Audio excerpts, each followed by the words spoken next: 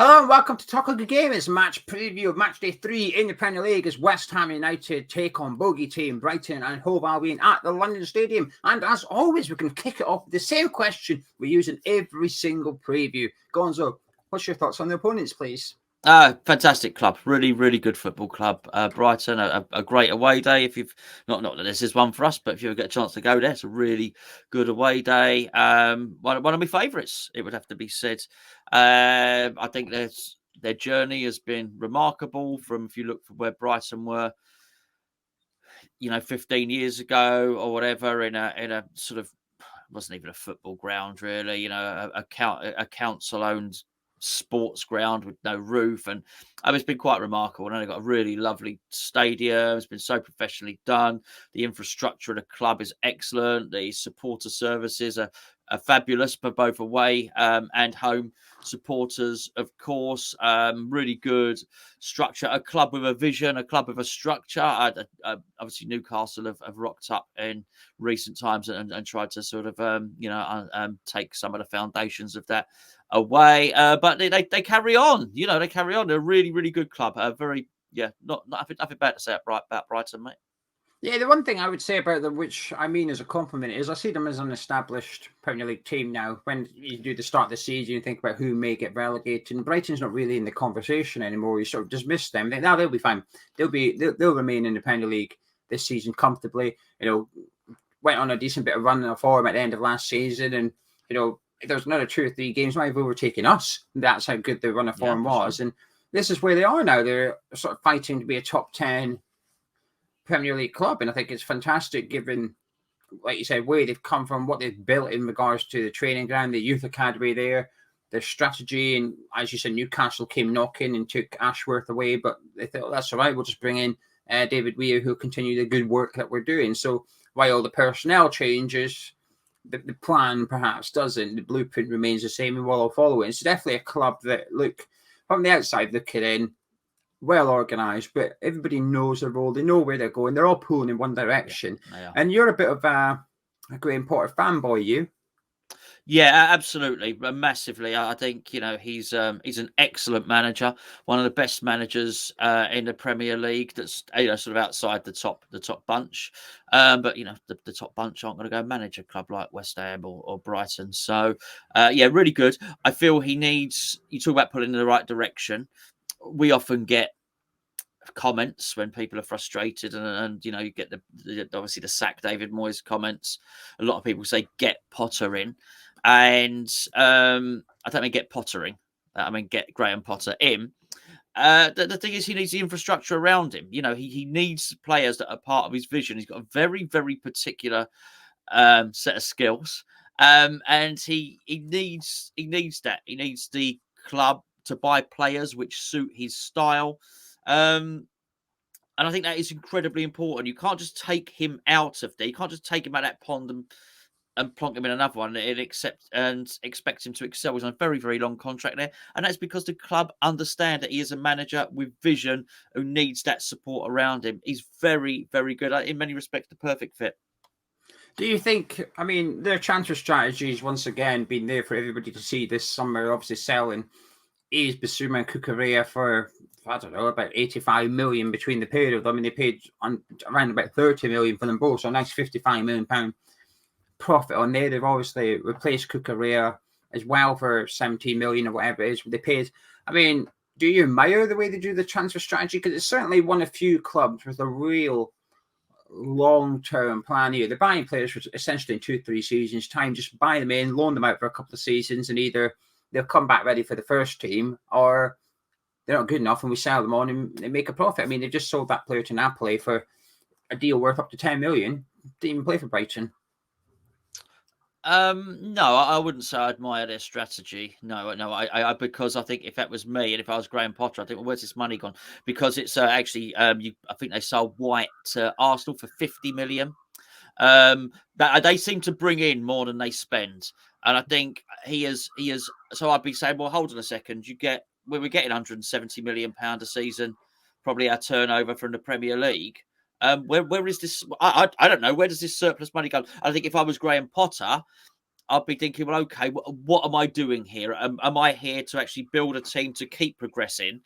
Or am I here to turn a profit? Because they seem to be turning a profit from each season. Where's that profit go? I don't know. I don't know enough about the club to know, but I think if what Brighton want is to move from that, which is whatever, a mid-table team, up to sort of challenging for Europa League spots, then I think they really should allow the manager to have the fruits and the rewards of that. So if you're going to sell Cucurella for however much you're going to sell him, give him the money to go and replace him. Basuma was underpriced because he only had a year left on his contract, and he's got a bit of something pending in his private life as well. But with Ben White, give him the 50 million. So give him whatever the profit is from the Premier League. So if what happens is because of the TV deal, let's say Brighton have got 50 million to spend, just give him the 50 million to spend, plus the money from Cucurella, plus the money from Basuma, and actually let that manager go out there and give that manager whatever, the 100 million pounds to spend,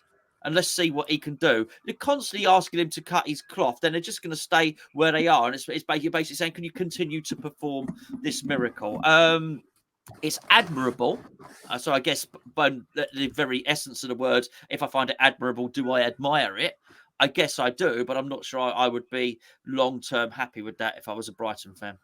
I'm sort of the opposite a little bit. I think it requires patience, which football fans tend not to have. I guess as a Brighton fan, you've had to have patience over the last few years, and they're steadily moving in the right direction. Every season, they move in the right direction a little bit more. So I'd argue it's clearly working. And yes, okay, they haven't gone and spent the 60 million for Cucurella, but they've gone and spent 18 million to replace him, which is, I mean, their biggest transfer fee they've paid was for Adam Webster at 20 million. They're just a club that doesn't splash the cash, and it's working. Splashing the cash when they have gone out there and made the luxury purchases, if you like, with your can bash. I mean, that was just a complete failure, and they've had to sort of take a massive hit on that.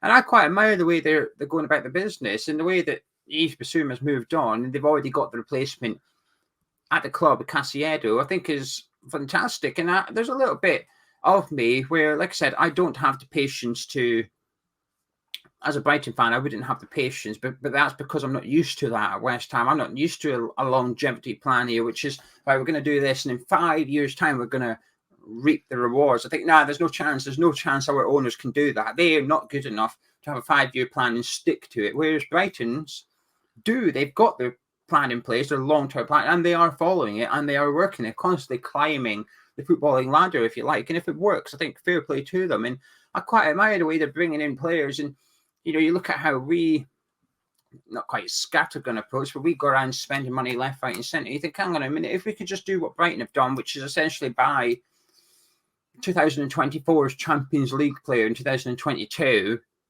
and sort of getting ready for a Champions League club, if you like. Eventually, I guess their theory is that they won't have to sell them to the Champions League team, that Brighton will be good enough to retain those players. And I think, every season, what you say, Noah? Well, it doesn't work because Borussia Dortmund tried it. Has worked. They're even at the top level, it doesn't work. It doesn't work. Borussia Dortmund tried it.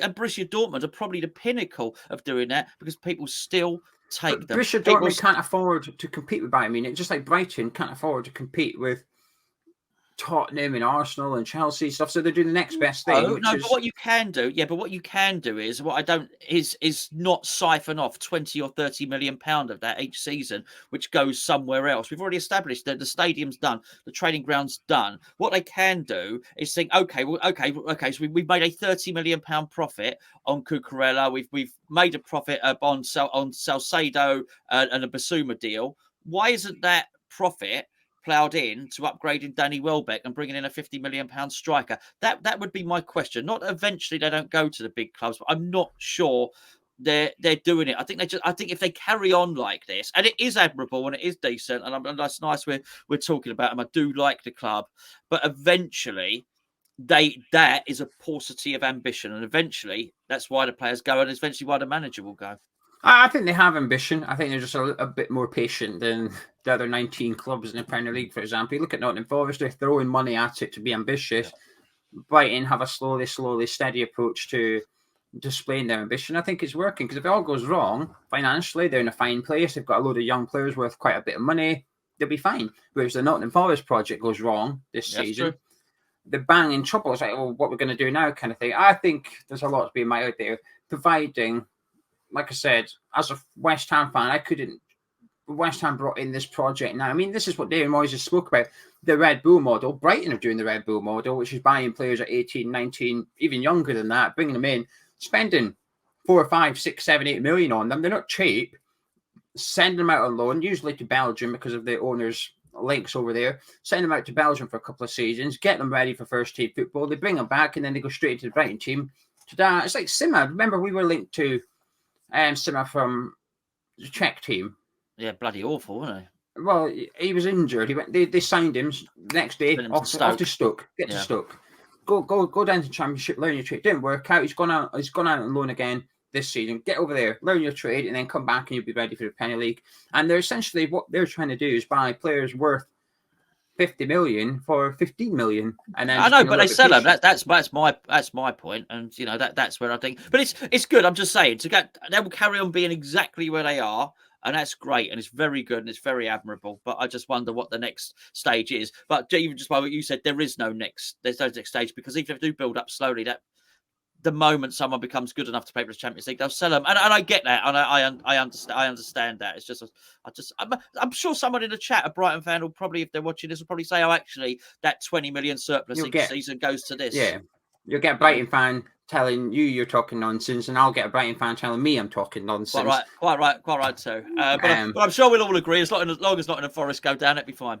And we're West Ham fans, so we're not as clued up on Brighton as it is. Very, very quickly then, what do you think the aim should be for Brighton this season? As a non-Brighton fan looking at the club, what would be a good season for them? I think they've got to go for a trophy, Gonzo. I think they've got to try and get a bit of silverware in there. I do, but I still think it's completely linked to the players. I think there's a really good team. They play wonderful football. On their day, they look as good as anyone. They've got a really good, his tactics and his system and the way they play is brilliant. But I still will say the same thing I've been saying about Brighton for 3 years, which is their ambition is going to be underpinned by the quality of their striker. And look, I think he defies age and defies everything. Welbeck, but he's ideally not what you want there. And this is not that I call him Welbeck crap. I'm quite prepared for Welbeck to come and, you know, I mean, Brighton beat us all the time. Brighton are the favourites for this game. I'm quite prepared that Danny Welbeck scores against West Ham. That's not what I'm saying. But if your ultimate ambition is to win a trophy or something like that, you're probably not going to do it with Mopai and Welbeck as your strikers. You need to spend some of your money, basically. I think Mopai's leaving. Well, I'm not surprised. I mean, you're strongly linked to Nottingham Forest for 15 million. Same to Nottingham Forest, I'll probably give you 100 million for it. I don't know if he is actually joining Nottingham Forest, but certainly he was very strongly linked to Nottingham Forest last week or so. So we'll have to wait and see on that one. Maybe they'll bring in somebody and loan him out again, and they'll just delay the striker thing for another year. Anyway, this video is sponsored by Spitch. It is fantasy football with more than one twist, more than one curveball. This week, the app is free to, I say this week, it's always free to download the app. Get the app downloaded using the link. It's free to sign up, and there's free to play games over there as well, where you can win cash prizes. I highly recommend joining the Premier League Classic one. The prize pot at the minute is just over £600. Now, the best thing is, it's done by game week, so you don't have to be playing from the start. You enter a team for this weekend, and the winner of this weekend scoops money. It's free to enter. It's as simple as that. Now, I've got my team here. I'm going to put up on the screen. I'm going to get Gonzo's opinion. Gonzo beat me last weekend. I'm out for revenge. And this is the 11 I've chosen to do just that. So, Gonzo, in goal, I'm going with Dean Henderson. I'm going with Henderson in goal. My back three, I've gone with Nico Williams. I'm doubling up on the Forest defence. I'm expecting busy afternoon for Forest. Trent Alexander-Arnold, they play Man United. You've got to have Liverpool players in here. And I've gone with Kieran Trippier. Tough game against City, but I think we'll see a defence of Newcastle. Tackles, interceptions. I think Trippier could rack them up. I've got a midfield four of James Maddison, Yolinton. He'll be busy against De Bruyne. I've also got Elise for Palace, and my curveball is Harvey Elliott. I was quite impressed by him, actually. Outstanding. Yeah. Now, my front three, Gabriel Jesus, Wilf Zaha, who have given the captain's armband to. Palace are playing Villa. I haven't seen both of Villa's opening games so far this season. I don't think they're all that. I think they're looking pretty shaky there. And I think Zaha started the season in tremendous form. And then I've gone for the big hitter, Mo Salah. Hat-trick again at Old Trafford last season. I want another one. I want another hat-trick from Salah against Man United. What are you saying? Well, I can't believe you've done that under budget and you've still got 150 credits in there. Yes. It's going to be hard to beat you this week. Yeah, I do like Harvey Elliott. Trippier is the captain. I'm going to have to. I've got my work cut out. I'll tell you what I'm going to do. I'm going to work out my team and I will reveal my team. Probably on the day of the game on Sunday morning's video. Otherwise, because I'm so successful and good at it, if I put my team up there, everyone's just going to copy it. So, but that's a good team, Gio. Anyway, right, there's the Spitch app. Get downloaded, link in description. Gonzo, last question on Brighton. Players your mayor, please. Well, you said, what's his name? Calçado, whatever his name is. Very good. Very, very good. Look, I'll be honest, they haven't got tons of them that I admire. They seem better than the sum of their parts. Dunk. Look, we're a physical team. We're a big team. Every season we play Dunk, he don't care. He don't care. Dawson, bang, have some of that. Souček, I don't care, bang, have some of that. Everyone out of the way. I'm Lewis Dunk and I'm the governor. Thou shalt not pass. He's impossible to get past. Well, apart from the 2 goals late to me, but you know what I mean. He's very, very good. He's a very good defender. And funny enough, the one defender I think is almost not in keeping with the rest of the team. It's like Potter knows that I'm going to play this style, but I've got to have someone gritty in defence, and he's got that there, you know. So I think that's always they've got what's the guy's name? I'm gonna have to go and check it out now. It's the midfield. I know it as soon as I see it. Trossard. I quite like Trossard. I think Trossard is a technical player, really, really decent. Aside from but that's 3 players, mate. Aside from that, not I think Lapati doesn't really play too much, as I understand it. He well, I guess it doesn't matter. He's not going to play. There you go. There's 3. I can't see a deal for me as well. I think he's a terrific talent. And then you see the likes of Mwepu coming through, and you think, right, now I can see what Brighton are doing. That's the long-term plan here. Adam Webster, for me, has always been very underrated. I think he's brilliant. I think on the ball, with the ball at his feet on the deck, I think he's one of England's best ball-playing centre-backs, actually. Huge fan of him. I know he's not always in the starting 11, but I don't know. I just find myself being quite impressed by Webster whenever I see Brighton. He's one of those players, I think 20 million when he joined from Bristol. I didn't really know loads about him. And then when I first saw him, I thought, ooh, seems quite a big price. Now, actually, I'm looking at him thinking, it's probably a bit of a bargain, actually. It's probably worth double that now, at least. So, yeah, that's my Brighton players. Now we're going to discuss West Ham United. Gonzo, quick bit of team news. Declan Rice and Aaron Creswell are both available for this game after being suspended on Thursday night. Craig Dawson is still likely to be unavailable for this one as he continues to return from injury. But apart from that, it's a case of as you were for West Ham. Now, I asked you this about the Man City game and the Forest game. I'm going to ask you again. Would you like to see 3 or 4 at the back? And the reason being, Moyes is sometimes inclined historically to match up teams' formations, and we know Brighton will be coming at us with the 3 at the back and wing backs. But what would you like to see? Well, I'd like to see 4 at the back, but I think whatever David Moyes thinks he knows about what tactics he needs to employ against Brighton, I suggest he probably has another rethink. He's had an awful lot of time to think about it. Let's be fair. Potter does him every single time. Potter is sharper. His tactical players are good. He'll have something lying in wait for David Moyes. So David Moyes, I know David Moyes got a set way of playing, a way he likes to do things. David Moyes is going to be, it's going to have to change things because it's painful to watch. It's like watching a cat play with a mouse, actually. And I really hope that he does switch things up and just for once move away from what he usually does. And I'm not talking about the shape. I'm just talking about the tactics that are employed from within that because Potter's sharper and smarter, basically. To be fair, Moyes did get the better of him once. We were 3-1 up, but then Moyes changed it. The one time he did get the better of Potter. Potter didn't do anything, really. But Moyes did something to help Graham Potter out, which was quite remarkable, really. I still remember that game, unfortunately. But yeah, 4 at the back for me. Right, let's talk your personnel. Fabianski can go. Big performance against Forest, but then Ariola had a big one on Thursday night. It's tough, isn't it? It's really, really, really tough. Do you know what? I'd go with Ariola. Fabianski for me. Right, centre-backs. We've actually got some options for once. Yeah. We've got Ben Johnson, who's now had 3 games under his belt at centre-back. We've got Ogbonna, who made a comeback on Thursday night, playing 65 minutes. We've got Kurt Zouma, who doesn't look 100%, but he's available. I've also got new boy Thilo Kehrer as well, who obviously played half an hour on Thursday. What would your ideal centre-back pairing be for this one? Out of that mob, Kehrer and Zouma would be my first choice too. Yeah, me as well. Right back? Soufal, left back. Oh, you're tempted by Johnson, aren't you? Oh, I am tempted by Johnson massively. Yeah, absolutely.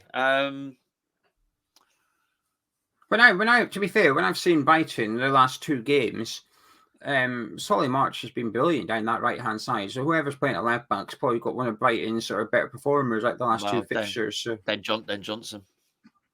I would go with Cresswell on this one. I think when I was watching us last night, Thursday night in the European game, I was thinking I wouldn't mind seeing Cresswell with Cornet, actually. I felt like Soufal and Cornet had a nice link-up, but there was at times, I think, the right-footedness, if you want, of our fullback was a bit of a hindrance. And I thought, oh, Cresswell just running by Cornet and just taking the defender out of the way will give him space there. Now, I'm not necessarily saying I want to see Cornet. We'll get on to that. But I just think Cresswell starting this game for me at left back. Now, moving into midfield, we've got a bit of an issue with Thomas Souček, haven't we? Would you like to see him start or would you like to see him dropped for this one?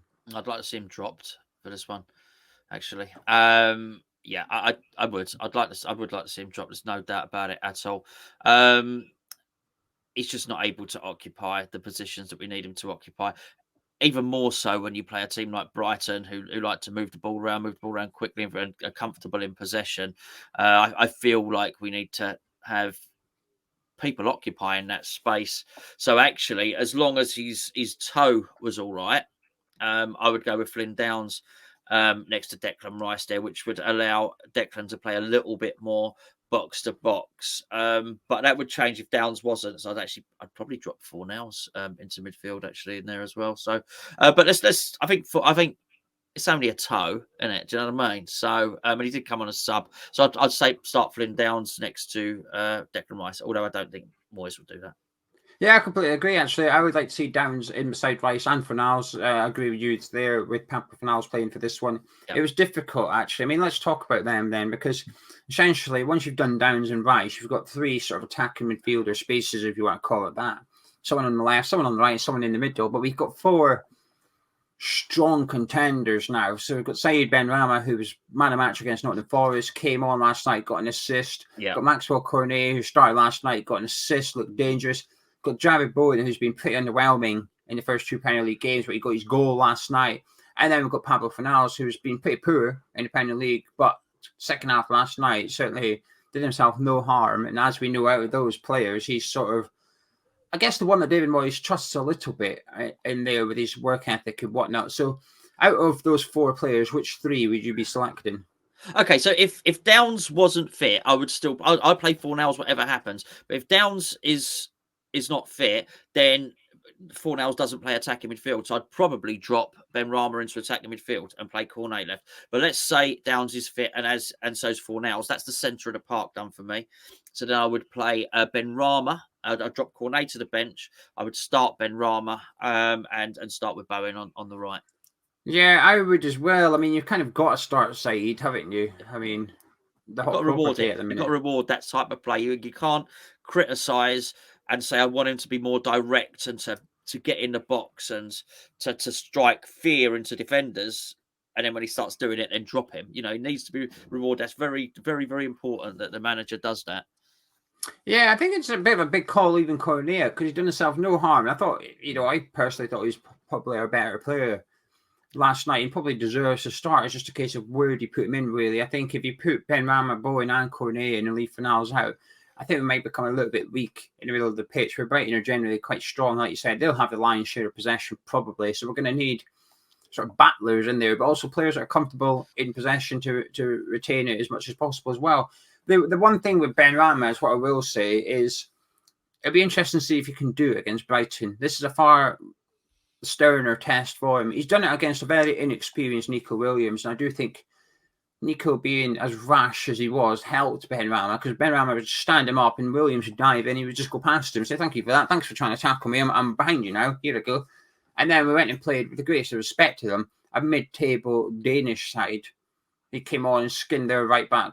Doing it against whether it's Solly March or Veltman is a completely different kettle of fish altogether, especially Veltman, a real tough tackler, a real wise, experienced player as well. And this will be a tough test for Saeed Benrahma, actually, much tougher than the other two. But I think he deserves the opportunity. I think he's earned this shirt. I think it's his shirt now, for now. So, yeah, I agree completely. Now, I guess this is the interesting one because for the first time in like 18 months, we've got options up front. We've got two, Michail Antonio, Gianluca Scamacca, both scoring on Thursday night. Brilliant, yeah. Which one would you opt for? I know you're going to say I don't mind, but which one would you opt for? I would start with Antonio. Actually, I do mind. Yeah. I'd start with Antonio for sure. Because I actually look at that. We've got the kernels of a partnership between Cornet and Scamacca, and what I don't want to see is I thought the left foot was very important. Geo with Cornet, very very important for him to dig that to be on the left hand side and dig that ball out with his left foot. And that's the combination I see. I don't want to see him on the right, sort of checking in, taking a little bit more time, and then, although he did check back and forth before he crossed in this instance we're talking about.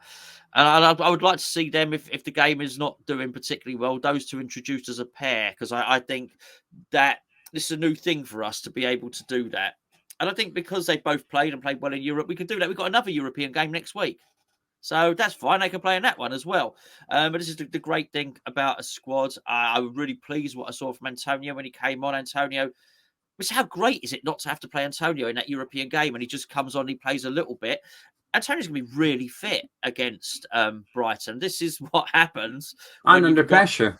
Absolutely. And they've got to do it. But we had also another combination there, if we saw it. So the goal we came with Benrahma drove in and he set up Antonio. So they've got a little partnership there. So that's great. So go on, boys, go and do your stuff. If that's not working, well, it's all right. We'll bring on the other partnership and you lot can have a go. So, I don't mind. I don't mind, but I'd start with Antonio.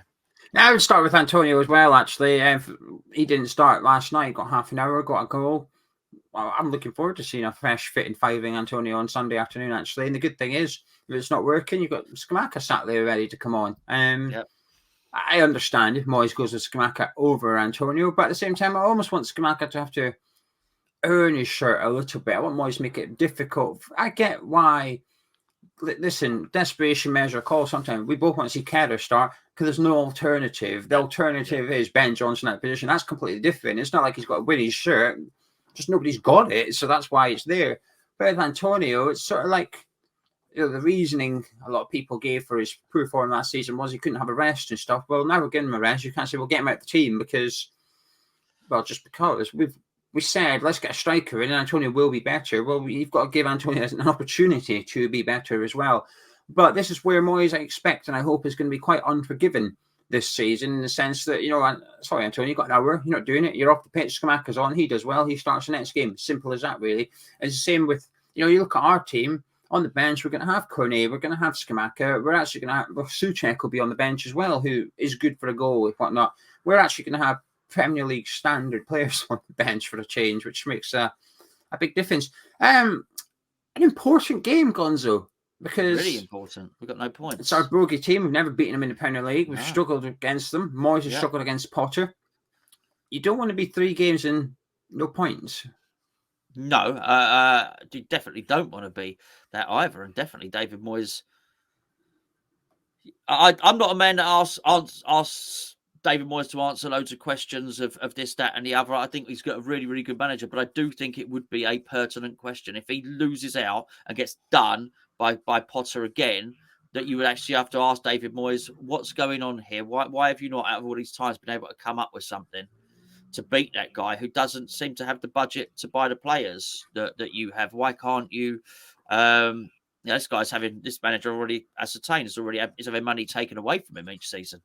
Basically the team, the Brighton owners are saying, we're going to take, last season, Ben White, we were going to take your best player. This season, we're going to take your best player. Actually, we'll take your other best player as well. So he has that every season. And I'll actually, I'll tell you what, it's tuppence. Go and buy yourself something new and get yourself something nice. That's what the owners are doing.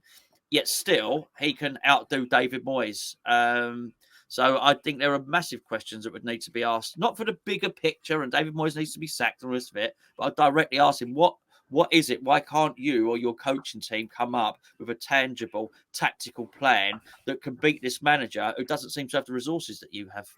I think it also depends on his lineup. If we see Souček start and play 90 minutes and play crap again, it's going to be a case of, well, hang on, Dave, mate, you chose Flynn Downs. Nobody else chose him. You chose him. You chose him. So what's he got to do to get a game? The guy is rubbish. Souček is bang out of form at the minute. Let's get him out of the team. Give Flynn Downs a go in there. And I would argue that this is quite a good game for Downs to start. What is Downs' biggest attribute that we've all got told about when buying him from Swansea? Well, his pass success rate, number one in English football last season, 95% pass success rate. So we're coming up against a team who's quite possession-based. We're not going to play him.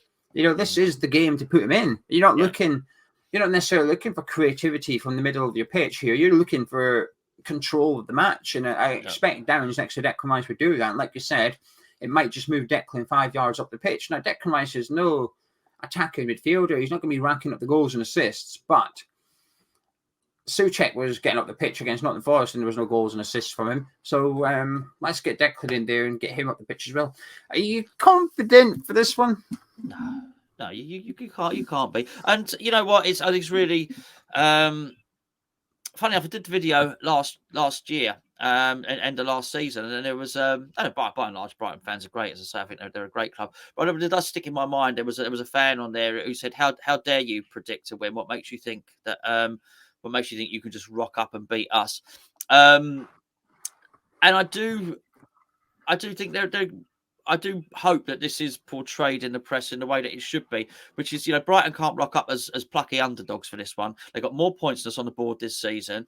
We never beat them. The manager has got a perfect track record against ours. Brighton are the favourites for this game, and it's really hard, I think, to be massively confident about this one. The interesting bit is, how did Brighton handle that? Because all the press in the build-up, in the press conference, like Sky Sports and TalkSport and all their reporters are going to be saying that to Graham Potter. I would suggest this is probably the first time Brighton are going to rock up, and in terms of their fans and their players and their manager are all expected to beat West Ham. Literally, that's what you do, isn't it, Brighton? So it's West Ham fans. Sorry?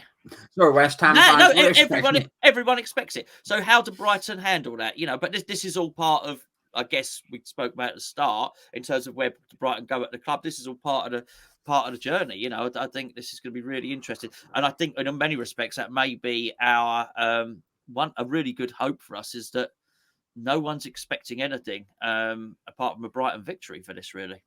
Maybe with the excess transfer money they've siphoned off, as you've alluded to, maybe they can buy themselves some nice earmuffs and goggles and just block it. It's when the owner rocks up in his new Lamborghini and all the rest of it. I don't think they'll feel the pressure. I really don't. Potter will sit there and point out about how West Ham finished 6th and 7th in the last 2 seasons. The London Stadium's a tough place to come. It's not. We've won 2 of our last 11 games going back to last season as well. I think when we scored last night, I'm sure she said it was like our first goal at home in like 4 games or something. Was it? Like, I didn't realise it was that bad towards the end of last season. Oh, it can't be right. Actually, we drew 2-2 Man City. Anyway, there was some goal scoring record she pulled up and I was a bit surprised by it. But for this one, no, I'm not confident. How can you be? I wasn't confident for the Nottingham Forest game. We're ready to play a team that's better than Nottingham Forest. That the core of the team, while they're not necessarily big names of that, with the greatest of respect to them, likes of Solly March and Danny Welbeck and Mac Allister. They're not household names, but I'll tell you what, they're a damn good team. And, they thumped Man United deservedly, and they deserved to beat Newcastle last weekend. They were very unlucky. 2 shots cleared off the line. Nick Pope made a couple of world-class saves as well. And they've got a couple of players I saw in the last couple of games I've never heard of. And I was not expected to. I'm not a Brighton fan. But last weekend, they brought on this Japanese attacking midfielder, Mitoma. Never heard of him. He's just running around players doing all these through balling. Where's he come from? Who's that? How have you found players like this? And it's very, very impressive. And you could argue what they do well is what we do rubbish. Moyes wants the Red Bull model. We ain't got it. Brighton do. But we're going to need to make sure we've got a few Red Bulls on Sunday, because this is going to be a difficult game. And we need to be at it from the start. We have to be faultless. We can't afford when we did our player ratings after the Man City game, the Forest game, even last night's game, there were some players getting 2s, 3s, 4s out of 10. We can't afford that. We have any of them on Sunday, Brighton will beat us.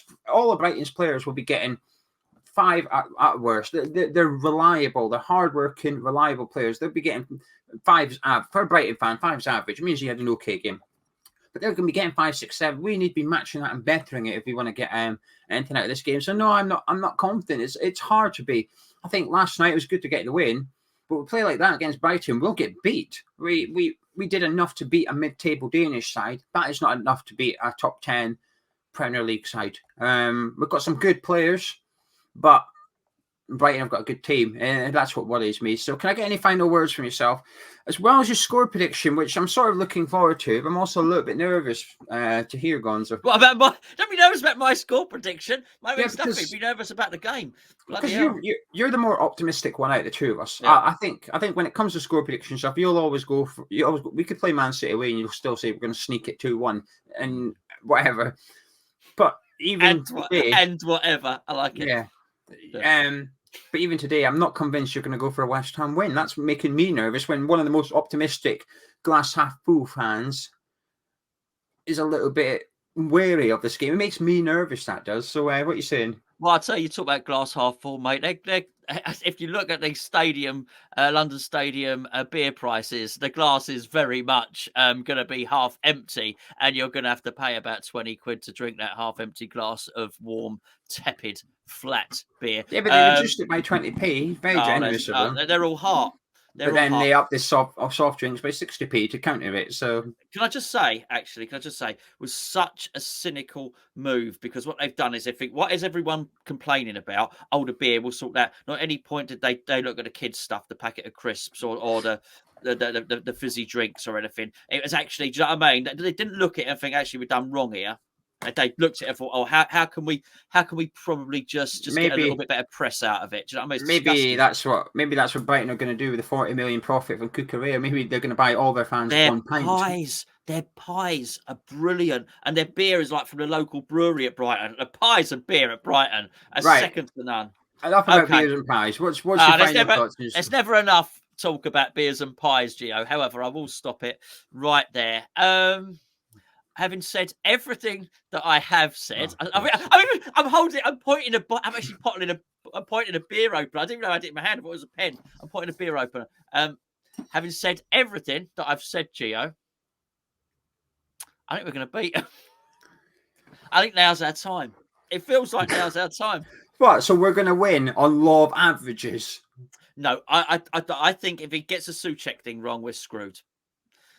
Yeah, he will get the Souček thing wrong. Have you got any confidence that Souček will play? I'm going to go Potty, quite frankly. I'm going to go Graham Potty afterwards in the post-match thing. However, I expect him to be able to see what we can all see. And actually, I think Bowen looks like he's coming back to form. I think Antonio looks really fit. Benrahma looks almost unplayable. Just got to sort central midfield out. Soufal, we've got a new centre-back coming in. I think we're going to beat them 4-2. Well, I'm glad you're going for a win. It sort of like takes the edge off my score prediction here. I like the way you casually say we need to sort the centre midfield out as if it's not a big issue. Oh, that's fine. We can fix that. It's a huge issue. I've got no confidence for this one. I think Brighton have started the season very, very well. Out of the 2 games combined, over 180 minutes for everybody.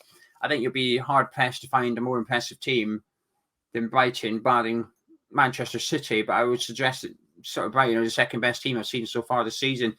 Yeah, I'm not looking forward to it. I think we're lacking creativity, authority. I think we're lacking a bit of that as well in regards to the manager being sort of strong with his team lineups and stuff. Kurt Zuma will probably start. He's not fully fit. He's limping around for half the time. So, unfortunately, I'm going to say West Ham 1, Brighton 2. I hope I'm wrong. I hope we win. But that's my honest prediction is we're going to lose on Sunday, and it'll be 3 defeats from 3 for West Ham this season. But what I will say, I'm a bit more confident for Aston Villa next weekend. But it's the domino effect. We lose this one, my confidence will come down quite drastically as well. So anyway, if you've enjoyed this preview, if you've enjoyed Gonzo accusing Brighton of siphoning off money, maybe me and my win the Brighton transfer thing, talks of pies and beer prices, Gonzo going for a 4-2 victory because we're going to sort out the middle of the pitch. Please do drop a like on it, subscribe if you're new to the channel, and we'll be live on Sunday an hour and 5 minutes before kickoff. Join us then for the build-up show. Catch you in a bit.